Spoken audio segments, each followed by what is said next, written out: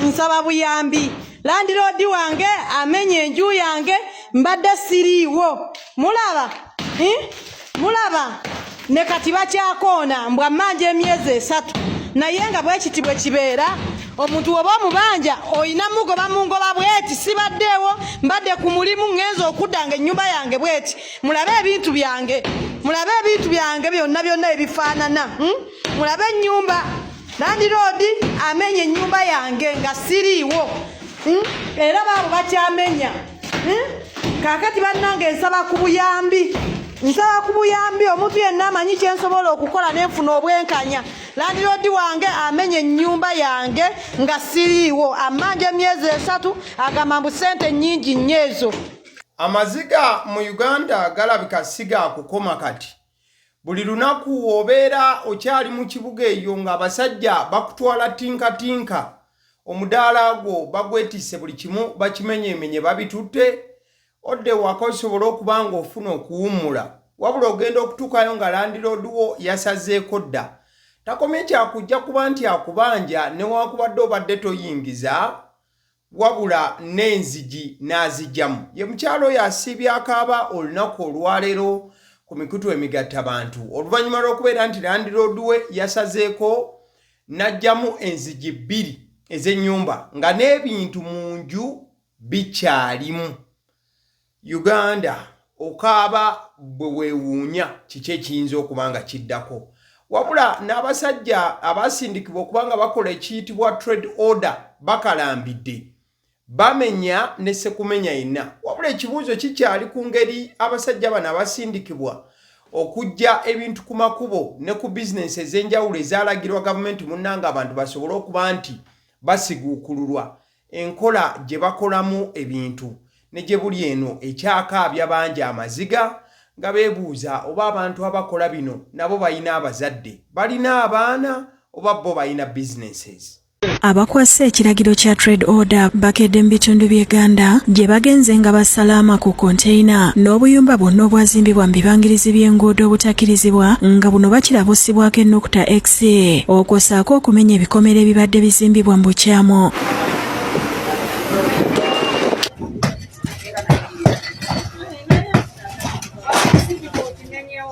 Oluvannyuma balumbye abasuubuzi abakolera ku luguudo oludda Emityana ne bamenya obuyumba bwabwe n'okubawa ebintu byonna ebisangiddwamu. Ekireeseewo embeera y'akasatiro era obwedda buli kye bamenya kisibwa ku mmotoka ne kitwalibwa ku poliisi e Bulenga.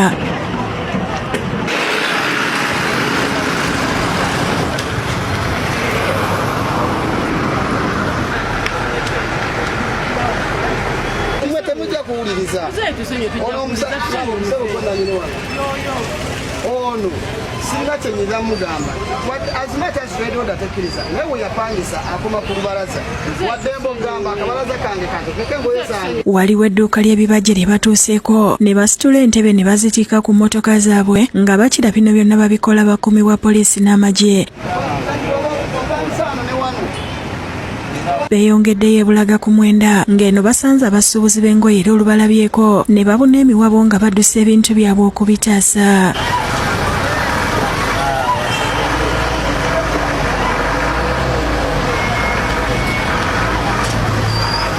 Oluvudde ku b'engoye ne badda ku hardware n'edduuka eritunda ebyamasannyalaze era ebintu omuli fridge, tanka z'amazzi n'ebirala ebisangiddwa ebweru byonna bitikkiddwa ku mmotoka.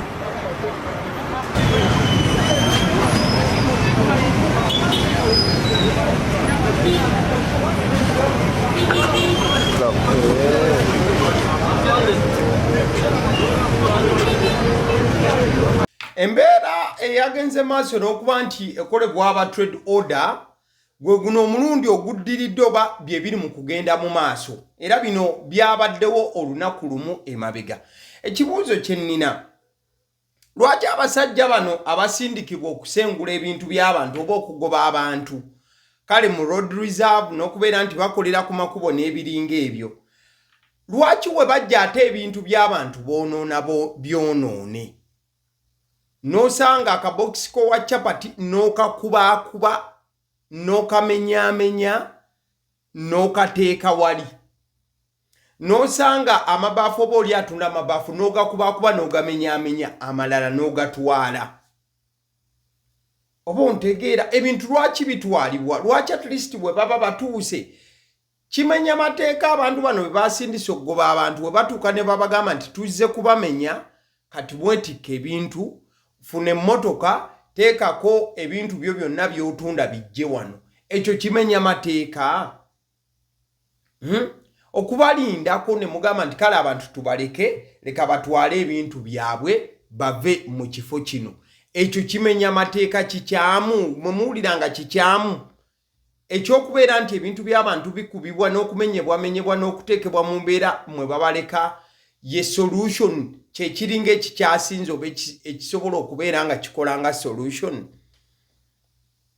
outuveo olunaku olwaleero abantu b'ekimanya mu disitulikiti y'e Wakiso e Kasenge basiibye beemulugunya olw'embwa embwa zigenda kugoba abantu ku kyalo muyinza okubiraba ng'ebyokusaaga n'ekituufu embwa zeeyisanga abantu zigenda mu nnimiro ne zimenyaamenya ebirime by'abantu ne zibyonoona nga tezirina kye zigenda kubikozesa embwa zijjira mu bibinja oba mu gurupu zirina n'embwa ezikulemberamu nga zigenda maaso n'okukola ebikolobero abatuuze basiibye beesansabaga.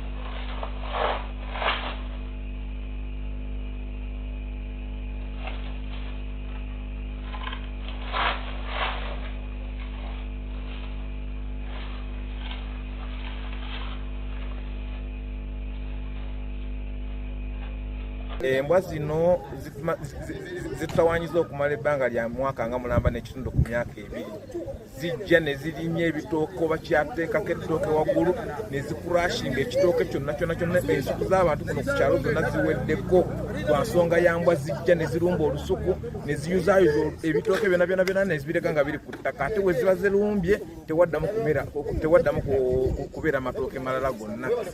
Kyamazima embwa naffe ng'abakulembeze tizitusanyusa engeri gye zikolamu emirimu gyazo. Embwa eziri ebitooke wali ozirabyeko naye ng'ebintu biri serious.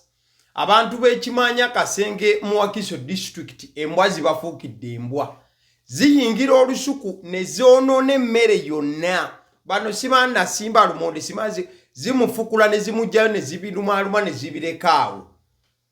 Olunaku olwaleero gabadde maziga meerere Elias Lukwago ng'aleeteddwa atayina muntu gwabye kale mama Lukwago wange munange weeraba tetulina kyakukola osanga kale Mukama bw'atyo Katonda oba ali mu liivu ate agamba atukuuma basaba biki abasinde basaba buli lunaku abantu nga basaba kiki ekyatuuka mu ggwanga mama Lukwago wange Lukwago wange munange Mukama akukuume tetulina kyakukolera. Omulodi w'ekibuga oba yaliyo omulodi w'ekibuga Honorable Elias Lukwago aleetedde olunaku olwaleero wabaddewo akavuvuŋŋano wakati w'abawagizi b'omulodi wamu n'aba security oba abakuumi b'amakomera ababadde baleese Honorable Elias Lukwago.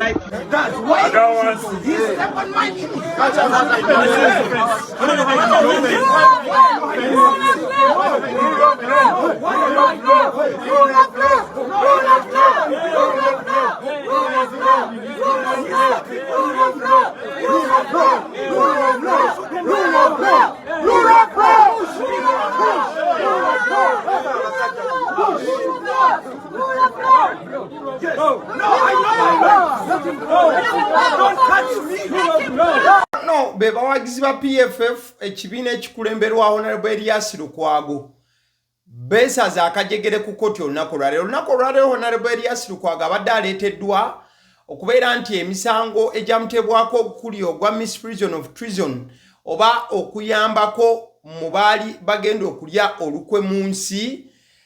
Ojja kujjukira omusango guno bagugatta ku guli ogwa Dr. Kizza Besigye wamu ne Haji Obied Lutale nga bagamba nti Honorable Elias Lukwago yamanyaako ku bikolwa ebyali bigenda okukolebwa omwali n'okubeera nti omukulembeze w'eggwanga atuusibwako obulabo okumujja mu bulamu bw'ensi wabula nti n'asirika okusinziira ku mufayiro nga bweyimiridde.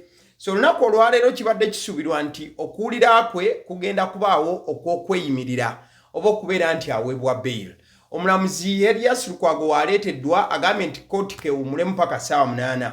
Bwe ziweze ssaawa 8 omulamuzi labiseeko wabula ng'ali mu chambers ze awadde ebiragiro oba awadde okusalawo kwe n'agamba nti mu ssaawa 24 bagenda okubanga baproducinga mu butongole ensalawo y'omulamuzi. Bagambye nti ensala eno bajja kubanga bagiweereza ku court system waliwo eyo eya tekinologiya bayinza okuweereza email ng'omulamuzi asalawo oba Elias Lukwago aweebwe bail oba taweebwa. Wabula ate kino nga kigenda mu maaso ojja kujjukira nti Elias Lukwago wakomezebwa mu kooti ng'ennaku z'omwezi 3 June omwaka 2026.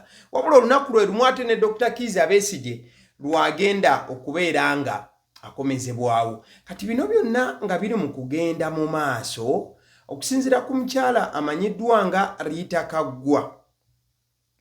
No, nga tetunagenda wa Rita Kaggwa. Andrew Mwenda over the weekend yawadde prediction ye. Omanyi omusajja ono alinaanye General Muhoozi Kainerugaba era bamukwano. So omukulu Andrew Mwenda yavuddeyo n'agamba nti yabadde yafunyeemukko emboozi ey'akafubo ne General Muhoozi Kainerugaba CDF w'eggwanga. Era n'amusaba nti ayambe yaliko mmeeya wa Kampala Omulodi Elias Lukwago afazaali afulume oba aweebwe bail. Nga Andrew Mwenda yayogedde ne General Muhoozi Kainerugaba. Kati Andrew Mwenda over the weekend yatugambye nti Monday Omulodi agenda kubeera nti aweebwa bail asobole okufuluma ali ebutaala n'okubeera nti afuna obujjanjabi obw'obulamu obutali mu mbeera nnungi oba embeera eteyagaza. Wabula olunaku olwaleero Andrew Mwenda kye yatunnyonnyola nti General Muhoozi Kainerugaba yakkiriza okusaba kwa Andrew Mwenda kwe yali ataddeyo kikyali in balance olw'ensonga nti omulamuzi agambye tulindeko essaawa 24 we zinaawerera bajja kubanga bakoze okusalawo ku Elias Lukwago baweebwa bail oba taweebwa. Kati Rita Kaggwa, eno information ya Rita Kaggwa si yange. Rita Kaggwa agamba nti waliwo embeera eri mu kugenda maaso ku side ya State House. Agamba nti waliwo ekyokubeera nti waliwo okusindiikiriza okwokulaba nga abaaleetebwanga abajulizi okuluma Dr. Kizza Besigye tebakwekebwa nti batandika okubeera nga bawoza. Omanyi waliwo okusaba kwa state oba aba lawyers ku side ya government nga basaba abantu abalumiriza Dr. Kizza Besigye ku misango gy'okulya mu nsi olukwe nga basaba nti bano bakwekebwe fesi zaabwe tezirabwako oba zikwekebwe ate era mukaddeke kamu ne kamera zigobwe mu kooti bano bajje nga balumirize Dr. Kizza Besigye wabula nga teri abalaba. Kati okusinziira ku Rita Kaggwa agamba nti waliwo okubagana empawa mu State House nga bagamba nti nedda bano tebabikibwa leka baleetebwe butereevu basobole okubanga baluma bulungi Dr. Kizza Besigye emisango gimusinge era agende maaso n'okubeera nga ateekebwa ku kajjogi w'ebibuuzo wano na wali. Wabula mukadde ke kamu Rita Kaggwa okusinziira ku information ye agamba nti Rwomushana ne Salamu Musumba. Rwomushana mumanyi genda maaso Rwomushana munabo basobola okuleetebwa obudde bwonna okubeera nga bagenda maaso n'okuluma Dr. Kizza Besigye ku misango gino. Ebyo bya Rita Kaggwa si bya mukutu guno wamu n'abaguddukanya mu mbeera emu oba endala. Kati nno ebya Dr. Kizza Besigye we biyimiridde atera mukadde kekamu ne yali omulodi w'ekibuga Honorable Erias Lukwago wabula abadde alabika bubi nnyo olunaku olwaleero. He doesn't look good. Embeera y'obulamu mwali si nnungi tukkirize tugaane. Kati awonno nga tukyali ku byekomera ekibiina ki National Unity Platform olunaku olwaleero kizeeko akamwenyumwenyu oluvannyuma lwa musajja waabwe era musajja wa Bobi Wine ennyo lukulwe mwana mulenzi amanyiddwa nga Tabs oba Ninye Tabs abadde yabuzibwawo olunaku olwaleero. Mwana mulenzi ono aleeteddwa ku CPS oba wasangiddwa ku police, Central Police Station mu Kampala. Mwana mulenzi ono ateereddwa era aweereddwa bail. Tabs era Bobi Wine abadde ennaku zino zonna agenda maaso n'okkuba omulanga ng'asaba mwana mulenzi Natumanya Andrew oba Tabs agenda maaso n'okuba ng'ateebwa. So mwana mulenzi ono ateereddwa wabula okusinziira ku bail emuweereddwa ateereddwako obukwakkulizo omuli the instructions include keeping a low profile, avoiding media engagement, refraining from making any public comments about his ordeal, and he is expected to report back to CPS the 29th as investigations continue. So mwana mulenzi munne oba munywanyi nnyo wa Bobi Wine Tabs era nga y'omu ku bakuba Bobi Wine ebifaananyi omukulembeze wa NUP agenze maaso okuba nti ateebwa. Ezimu ku bukwakkulizo obumuteereddwako asigale ng'ali poole kyekisooka aleme kubanga yeerabisa. Ekyokubiri yeewale okwogera n'abamawulire. Ekyokusatu yeewale okugenda maaso n'okukozesa emikutu emigatta abantu okubaako byayogera wano na wali. Kati oyinza okwebuuza misango ki egibadde gyakwasa mwana mulenzi Tabs okusinziira ku lupapula lw'endabyeko emisango egyamukwasa. He has been released on bond. Charged with offense of unauthorized disclosure of official information and unlawful disclosure or obtaining of personal data. Mwana mulenzi Tabs emisango egimuteereddwako oba egyamuteerwako kuliko unauthorized disclosure of official information nti yagenda maaso n'okubanga ata amawulire agakwa ameekusifu ennyo oba information ey'ekyama n'ajanjuluza n'agiteeka mu public mukadde ke kamu n'okubeera nti yafuna data akwata ku bantu abamu wano mu ggwanga nga taweereddwa lukisa. Mwana mulenzi Ninye Tabs ojja kumujjukira ebiseera we baakwatira Anita Among eyali speaker ng'akozesa omutimbagano gwe yateranga okuba ng'ateekayo ko information eyali ekwatagana ku byonna ebyali bigenda mu maaso. Kati bangi batunuulidde eriiso ne bagamba obaawe wandibanga waaba obuzibu oba wa bonna tewali kimanyiddwa butereevu wabula egimu ku misango egyakwasa mwana mulenzi ono gyejo gyennyini. Kati bw'otunuulira olupapula olwo lumuweereddwa mwana mulenzi wakudda ku CID headquarters agenenga maaso n'okuba nga yeeripootinga ajja kuddayo ssaawa zijja kubeera 4 ez'okumakya ng'ennaku z'omwezi 29. So abaddeko n'abamuyimiridde babiri wabula okusinziira ng'ebintu we birabise tebataddeeyo kasente oba yeeyimiriddwa ku bwereere. So mwana mulenzi Tabs he is officially out amaze okubeera nti eddembe lye limuddizibwa side eyo. Kati no olunaku olwaleero ennaku z'omwezi 22 June lunaku tulumazeeko wabula Honorable Nalukoola asiibye Kalangala wamu ne banne NUP nga bagenda maaso n'okusagula akalulu k'ekibiina ki NUP okulaba nga omukyala Nampala yatwala ekifo kya Woman MP. Ojja kujjukira nti bali mu kujjuza ekifo kya Honorable Helen Nakimuli eyatuva ku maaso. Kasolo yagambye mbunodde Kampala ebyekalangalo byesonyiwe tojja sobola ng'ani asobola okuva wano we bajjula atagenda eri ewalala gye basaaniika. Ensolo tumaze ogikwata tuli mu kubooya tugiweeweeta nga ate tugireka. Ensolo yaffe tugifunye tetusobola kuva Kalangala.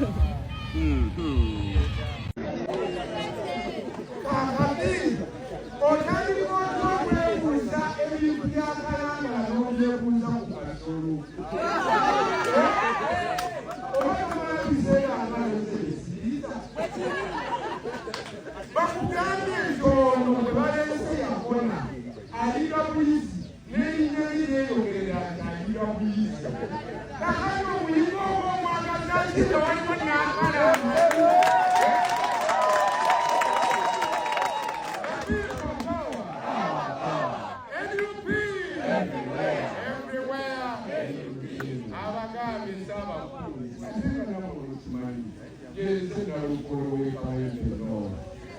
Oyo nno ye Honorable Nalukoola olunaku olwaleero ku lwa NUP wabula mukadde ke kamu ne President Yoweri Kaguta Museveni abaddeko eno ng'abadde azze kukubira munnakibiina ki NRM campaign jjukira lwe lubadde olunaku olusembayo okulonda kwa lunaku olwokusatu olwa wiiki eno yennyini gye tuliko. Wabula President Yoweri Kaguta Museveni abadde ayogera n'abantu b'e Kalangala abanenyezza okulonda nga abantu b'opposition n'abagamba nti basubwa bingi ne sekusubwa yenna yenna. Nduwulidde naye kirabika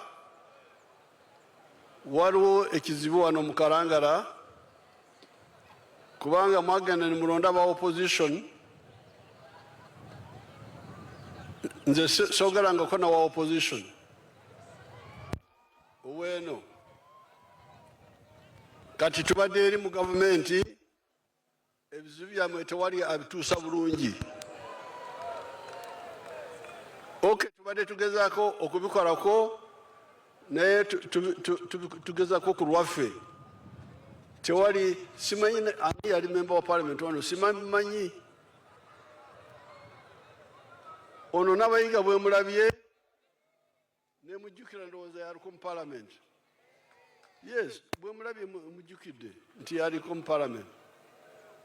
Kati ono mwali mumugyeyo ne mujjayo Karo mumanyi bulungi n'abeeranga naye erina ku lusozi lwa Monsignor Magembe. Kati bona mwali mubajjeeyo. Kati songa gavumenti yesalawo eri Kampala bye mugamba ebyo nti basazewo kino basazewo kiri singa babakulembeze mu baaliyo bandi wabudde gavumenti nti temukola kino mukole kino. N'olwekyo kati fe Abaganda ab'omu Lukola tulina engero zaffe tugamba nti ekitata muyima kati nga NRM weeri abasese weebali nange jjajja wendi. Bigambo bya President Yoweri Kaguta Museveni olunaku olwaleero bw'abadde wali e Kalangala. Mukadde ke kamu Honorable Nalukoola asekeredde omukulembeze ng'agamba nti abantu NRM beefunye olunaku olwaleero babadde baswaza oba babadde balusuluuju. Jeno Museveni waffe mbadde mmanyi akyalimu olungubanguba naye bw'abanga beeba abantu abasobola okujja omuwuliriza e Kalangala n'atindiga eggenda eryo lyonna ne bassaamu n'amafuta mu nnyonyi yabuuka gye ayogere eri abantu ab'olubatuba n'abatono nga ne Nampala baabadde nga ayogereramu bangi okusinga ababe. Bannange kituufu omuntu asobola okunaabuuka naggwako ettutumu. Kati Jeno Museveni atwekakaatikako bwekakaatisi n'ab'e Kalangala tebafaayo kujja mulaba wadde ajjidde mu nnyonyi ng'etokota. Toyinaawo wano kalulu k'oyinza kusuubirawo. Ndowooza era naye akizudde nti mazima ddala Haji Kasolo bulijjo amulimba bulimbi bambi. Naye nze nalaba mukulu Kasolo luli nga batudde mu kantu katini nnyo nnyo bwe kati fuuti 10 ku 12 nga waakubya olukuŋŋaana. Naye ggwe Katonda alazeeko ku Jeno Museveni nti ekibiina kisobola okunaabuuka ne kiggwaawo nga mulamu nga kisigazzaawo maanyi ga mmundu. Bigambo bya Honorable Nalukoola Erias olunaku olwaleero. Musajja ayogera apola naye ebigambo bye bifumita ne biyingira wala ddala. Mukadde ke kamu olunaku olwaleero okulonda in fact kansoke wa Honorable Lutamaguzi. Honorable Lutamaguzi mujjukira bulungi yavaayo n'alayira n'esekulayira yenna nti ye talidda mu byabufuzi bya Uganda, taliddamu kwesimbawo. Naye olunaku olwaleero wabadde kusanyuka TV ebimu ku bigambo bye alaze nga ateekateeka ku lwa 231. Nenda mwene wakubadde muli bubi omusajja omuntu tasobola kwegulira kakumbi ka siringi kakaaga. Yes, nsikanya Lutamaguzi okomawo 231. Kakati mu budde buno oli bwakubuuza okomawo 231 tukyaseetinga era sikuwa ansa yange yonna bwe tunula tuli ku nnyanja tuli ku voyage so budde buno bwombuuza okomawo 231 I am still very busy ffe tukyali mu fumbiro tufumba. Honorable Lutamaguzi agambye nti bali mu fumbiro bafumba. Wabula ate Honorable Lutamaguzi oyo gwolaba yagamba nti si wakudda mu byabufuzi bya Uganda kachibeki oba just yafunyemu okwolesebwa nti abantu be yali akulembera tasobola kubanga abalekerera atyo sivaina kumanya kale olunaku olwaleero ba chairman ba LCs ku byalo gye mubeera mukwano gwange amalogo kyekiseera gatandike omanyi bagamba nti abantu mu bululu buno bwa LC beeroga n'essekweroga yenna kubanga buli omu abayagala sitampu ya kyalo oba bwa chairman. Omulamuzi byabakama olunaku olwaleero alangiridde nti okulonda kugenda kutandika mu mwezi gumu okuva kati.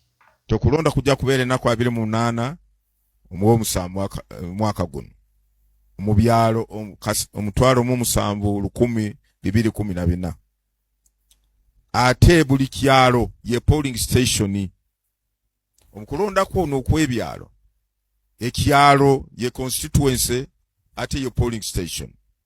Okulonda kuno kugenda kubeera mu byalo kutandike wakati w'essaawa emu ne 10 kulonda kuwedde mu kyalo ate kulonda kuno kwa person bebyalo kugenda kwa okusimba ennyiriri emabega wakati ekifaananyi kye akabonero k'ekibiina bw'abanga akutte bendera y'ekibiina ky'obufuzi. Ndoza mutegedde akalulu kano okumanya kagenda kuba kankalu era kagenda kuba kansasagge mukwano gwange byakusimba mugongo but chairman we wamwe bamazeeko emyaka 4 oba amazeeko bbanga ki akalulu katuusa ak'okulonda chairman.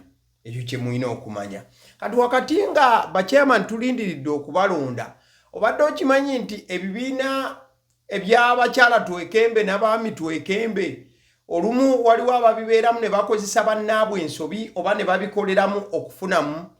Waliwo eyabise omwana we n'agamba nti afudde kumbe omwana yabadde afudde teyabadde we wabula ngono kyeyabadde afa kufuna ssente za welfare muno mukabi fenna twekembe. Tuli wano abantu batabuse abantu bacyankalanye abantu banyiivu bazibu bababikidde omufu oli neighbor we yafudde n'abika nti afiiriddwa omwana abadde ali mu kibiina bakiyita ekyagali awamu abantu bacyankalanye otubikira otya omwana wa neighbor wo ng'ogamba nti mwana wange afudde. Ekigenda mu maaso mu bufunze abadde ayagala kasente ekibiina kyagali awamu obanga ofiiriddwa bakutwolera ssente ne bajja ne bakuziikirako ne bakuweereza amabugo kaakati ye kaakati abantu banyiivu nnyo obusungu. Ekisinza okunnuma tuli mukola okiwulira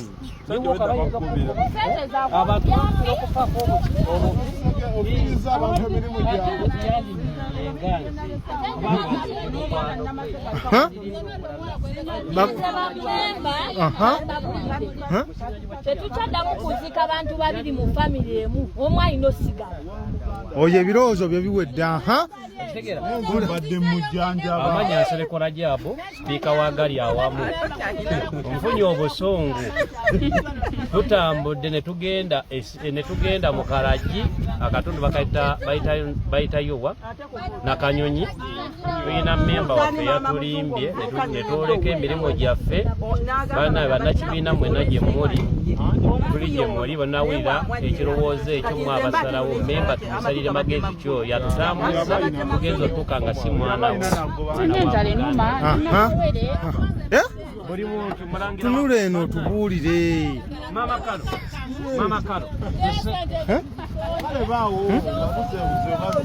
sente zitakusonda kati banaye neze tubadde tuwaddeyo zizagala mu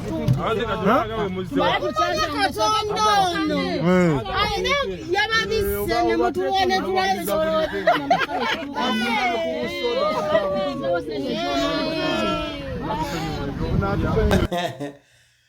mpuliddeyo abadde ayita Mama Kalo kati Mama Kalo tukoze tutya ku kino ekyatutuuseeko Mama Kalo kubanga embeera yo si nnyangu n'aka Mama Kalo.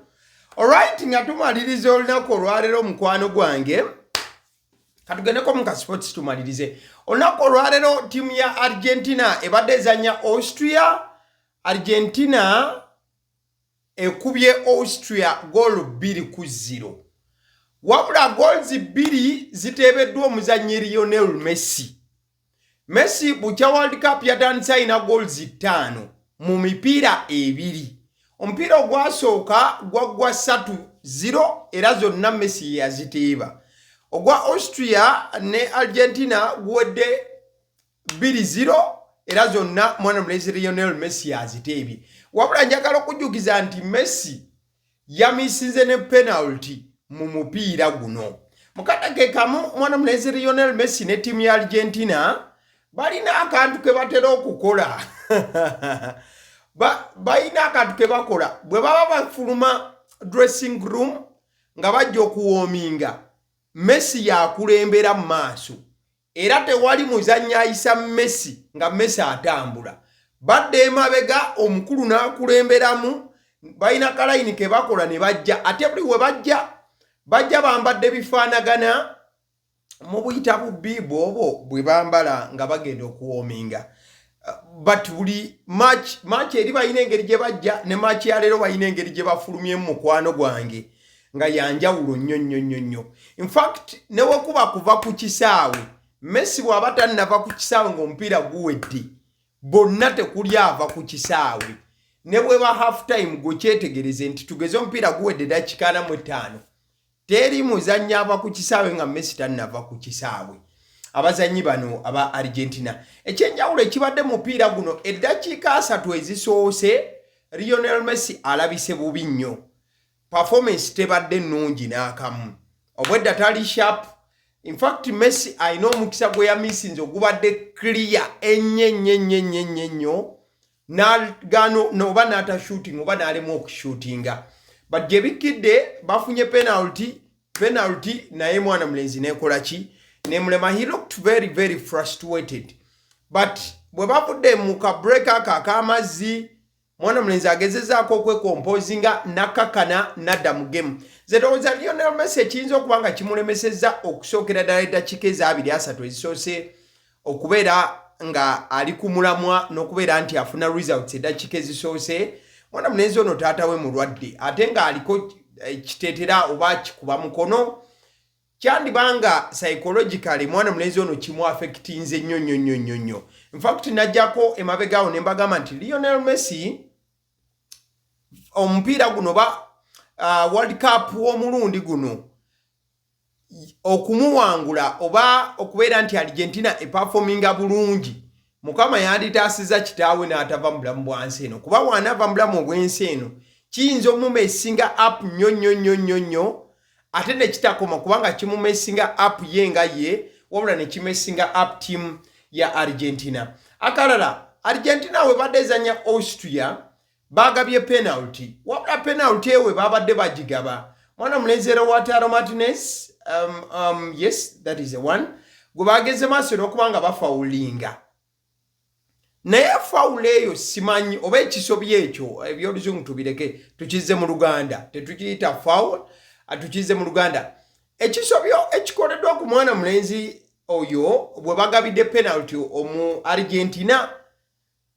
I feel like tekyabadde kisobyo kimala okuba nti no bawa Argentina penalty abategeera omupiira musobola okumbuulira olw'ensonga abavubuka bano bonna wotunulira ebigere byabwe biringa ebyakoonya omupiira okusooka mwana mulenzi ono it wasn't enough contact ate badde contact y'amaanyi kimala kubeera nti bagaba penalty but penalty emaze negabibwa mwana mulenzi Lionel Messi na stepping forward but yagikubye bweru mukadde ke kamu mwana mulenzi Lionel Messi olunaku olwalero amenye record yes olunaku olwalero Lionel Messi amenye record nga top scorer mu World Cup so what tournament eno yokka wabula bucha World Cup abeerawo ye muzanya kyasinze okuteba goals ennyingi ojja kujjukira nti abadde asibaganye ne mwana mulenzi Miroslav Klose omujamani bwe yajjidde mupiira guno wabula gye bikidde nga mwana mulenzi olunaku olwalero atebye goals 2 bwedu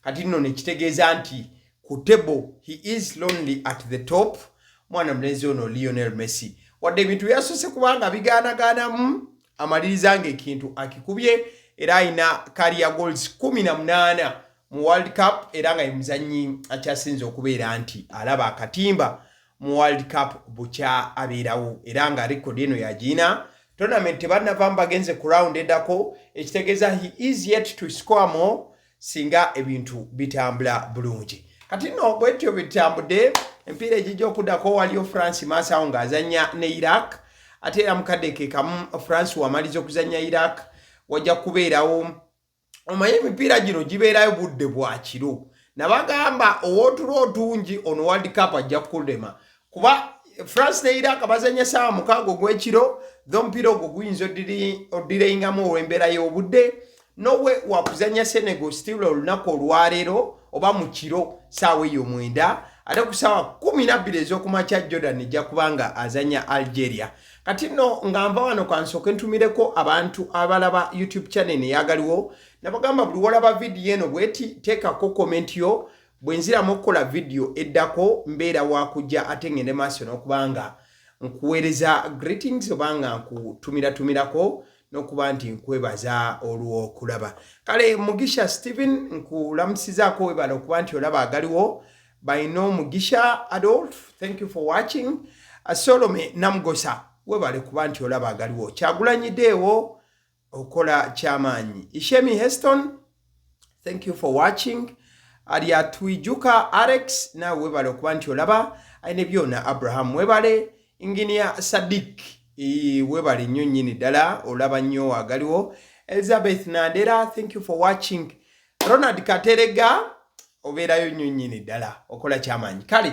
nabagamba kyolina okukola teeka comment yo ku buli vidiyo yagaliwo nja kubeeranga nga ngenda maaso n'okubanga nzisoma ate era mukadde ke kamu teweerabira kulikinga vidiyo ezitambulira ku mukutu guno mbeera bulungi mukama abankumire musire bulungi mweraba